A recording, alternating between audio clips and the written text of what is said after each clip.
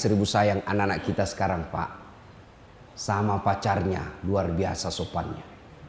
Ditelepon sama cowoknya, "Dek, iya Kak, terserah abang aja deh. Saya ngikut aja mana yang terbaik." Dongo. Tahu dongo? Beleng-beleng. Tahu beleng-beleng? Dongo. Tahu dongo? Beleng-beleng. Apa itu? Kata Rocky Gerung, dungu. Coba lihat anak-anak kita, Pak. Taat betul itu kalau cowoknya kasih tahu. Tapi kalau orang tuanya dibantahnya tidak pernah masuk di akal. Mau bukti? Anak-anak kita lebih hargai cowoknya daripada bapaknya. Mau bukti, Pak? Bapak nanti kalau pulang periksa wallpapernya HP-nya anaknya yang gadis itu. Kira-kira siapa yang jadi wallpaper anak kita? Siapa? Fotonya bapaknya. Siapa? Ada saya lagi mengajar ujian, Pak, di Unhas. Saya lagi keliling. HP jangan di kantong, simpan sudut kanan meja. Saya lagi mengawas, tiba-tiba di HP sudut kanan ada cewek. Wih, cakep betul cowoknya, bersih putih. Saya bilang, "Dek, cakepnya cowokmu." Saya lihat-lihat, enggak imbang rasanya ini. Langsung dia bilang, "Bukan cowokku itu, Ustaz." "Oh, siapa ini?" "Lee Min Ho." "Siapa itu Lee Min Ho?" "Artis." Artis Korea." "Oh, ini artis." "Iya, Ustaz." "Kau dikenal?" "Tidak." "Pernah dikirimi pulsa?" "Enggak." "Pernah di miss call?" "Tidak." Beleng-beleng. Masa itu kau enggak pernah kau kenal, enggak pernah dikirimi pulsa? Kau simpan di situ gambarnya bapakmu ke situ. Ganti tuh fotonya bapakmu simpan. "Tunggu dulu, Ustaz." Dia carilah fotonya bapaknya. "Tunggu dulu, Ustaz, tunggu dulu." Sudah terhapus semua, Ustaz. Ini anak-anak kita sekarang. Maka jangan heran anak kita S1 susah cari kerja. Karena tidak dapat kerja dia lanjut S2, makin susah cari kerja. Salah satu sebabnya karena kuliah tidak menghargai orang tuanya.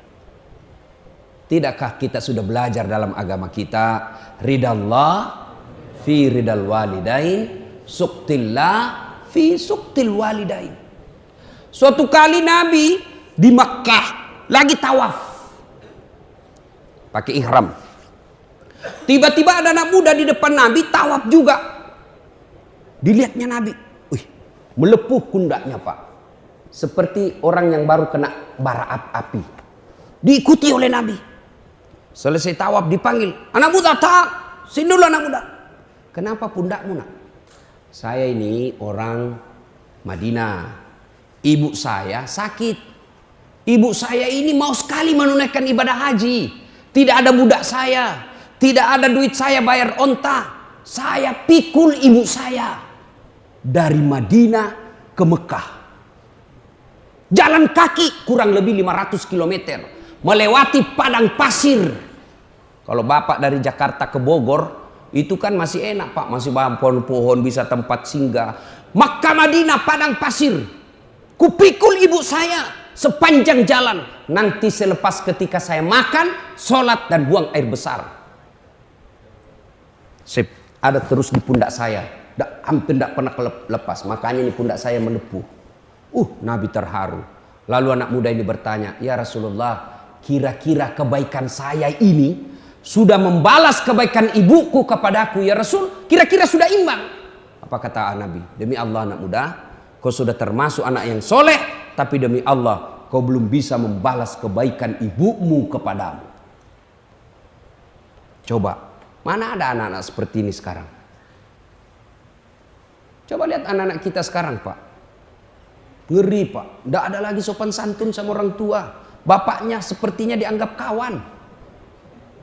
Kita dulu ketemu sama bapak, lihat matanya aja kita kadang sungkan. Bapak pelajari itu yang namanya tadi Al-Fatih. Ya, itu tidak pernah berani tatap matanya bapaknya. Ketemu bapaknya tunduk terus karena memuliakan orang tuanya. Sekarang anak-anak kita, coba lihat saya zaman kecil, jangankan bicara kasar sama orang tua, memotong bayangan ketika ada tamunya bapak itu di ruang tamu, tidak boleh kita lewat-lewat. Dianggap kita anak yang kurang ajar.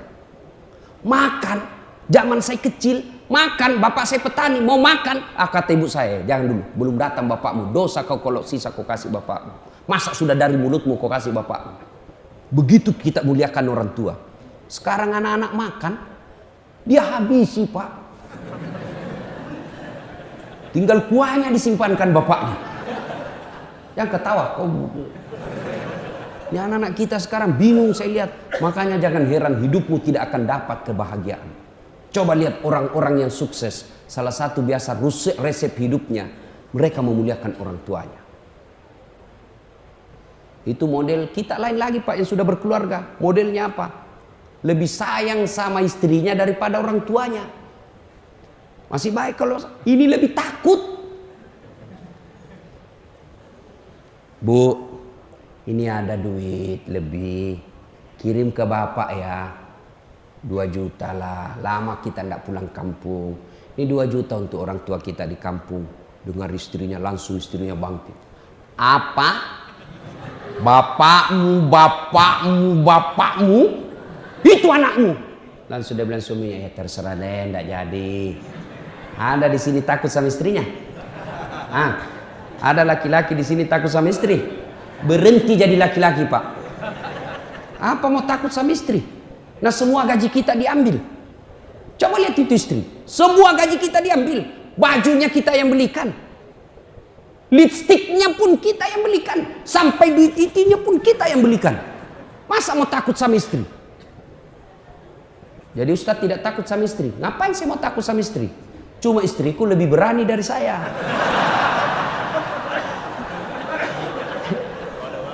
Marah dia Ustadz, ngamuk dia Ustadz. Dengar Pak, kalau dia ngamuk, dia pecahkan piring, pecahkan 1 lusin. Kenapa? Piring boleh dibeli, harga diri sebagai suami tidak boleh diinjak-injak istri. Takbir. Saya serius Pak. Pak, jangan pernah menunda berbuat baik sama orang tua karena takut sama istri. Saya bilang sama istri saya, boleh kau marah sama saya, boleh kau maki-maki saya, boleh kau lempar kepalaku, yang penting tidak dikena.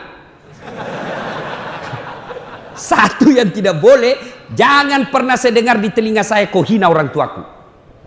Begitu kau hina orang tuaku, tidak ada maaf. Belum tentu kita jodoh sampai saya masuk kubur.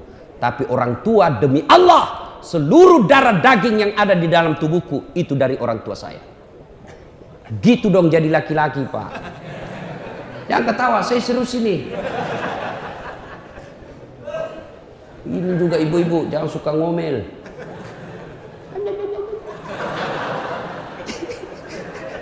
Hei bu, ini suami tergantung ibu. Demi Allah, kalau ibu baik sama mertua, suami tidak akan tergoda perempuan lain. Jangan protes. Coba kalau ibu baik sama suaminya, tiba-tiba suami mau nikah, datang itu mertua membela ibu. Apa kau mau kawin-kawin lagi? Coba lihat itu istrimu, baik betul. Saya belum bangun sudah siap sarapan.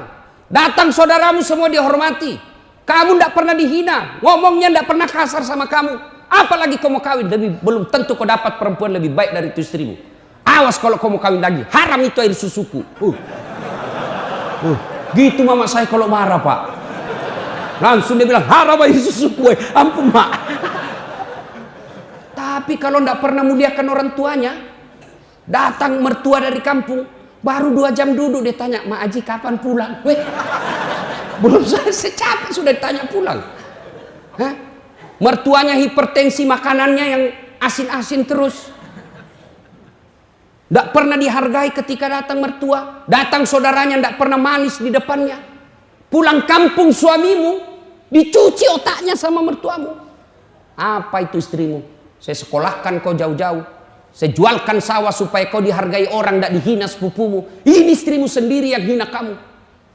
Datang sepupumu tidak pernah dihormati. Saya datang di rumahmu tidak pernah enak-enak mukanya. Apa itu istrimu, model apa itu? Sudah kawin lagi. Saya carikan kamu sepupumu. Mau ibu? Makanya mestinya kalau mertua datang, ibu sujud syukur. Itu sumber keutamaan berkahnya hidup. Ya Allah, alhamdulillah kau kirim orang tua ini. Gara-gara inilah orang tua saya punya suami. Andai saja tidak ada orang tua punya anak, mungkin sampai sekarang saya masih jadi Gasturi, gadis tua Republik Indonesia. Lu bersyukur. Hei, Bu. Woi.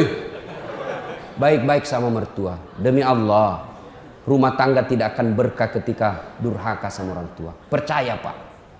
Muliakan orang tuamu, maka hidupmu akan berkah. Suatu kali Umar bertanya kepada Nabi, "Ya Rasulullah, ingin rasanya saya melihat Allah tersenyum kepadaku. Meskipun saya tahu tidak mungkin saya bisa melihat Allah mukanya di dunia ini. Bagaimana supaya Allah tersenyum kepadaku?" Kata Nabi, "Buat ibu bapakmu tersenyum, maka Allah pasti tersenyum kepadamu." Maka bapak tidak usah cari muka sama pejabat. Lebih baik muliakan orang tua. Dunia akhirat kita dapat. Kadangkala ini anak-anak sekarang baru belajar agama 2 bulan. Itu pun melalui YouTube. Baru 2 menit habis pulsanya. Bamaknya langsung beda manhajnya. Ini beda. Tak boleh, Mak. Sesat kamu. Saya bilang, kau belajar agama dari mana? Ibumu kau katakan sesat. Ya, adik-adik ini yang hijrah. Hijrah itu bukan sekedar berbicara afwan. Hijrah itu bukan sekedar jazakallah khair. Kaifa haluk ya akhi. Bukan sekedar itu. Hijrah itu bukan sekedar pelihara jenggot. Hijrah itu bukan sekedar jingkar celananya. Hijrah itu termasuk diantaranya memuliakan orang tuamu dengan semulia-mulianya. Biar jenggotmu panjang, bicaramu selalu afwan, jazakallah, celana, tapi kau hina orang tuamu karena berbeda mazhabmu, kau tidak lebih mulia di hadapan Allah. Muliakan orang tua. Berapa banyak dalam riwayat-riwayat kita pelajari sejarah, sengsara hidupnya karena mendurhakai orang tuanya. Pertanyaan besar buat kita, kenapa anak-anak kita begini sekarang? Padahal cerdas, Pak. Anak-anak kita kurang apa sekarang, Pak? Coba lihat cerdasnya anak-anak kita. Saya biasa heran lihat itu anak-anak. Saya ini sudah pegang HP 2 tangan, masih salah ketik. Ini anak muda bawa motor sambil ngebalas. Cerdasnya itu anak-anak kita sekarang. Satu aja kurangnya anak kita sekarang. Apa? Kurang ajar.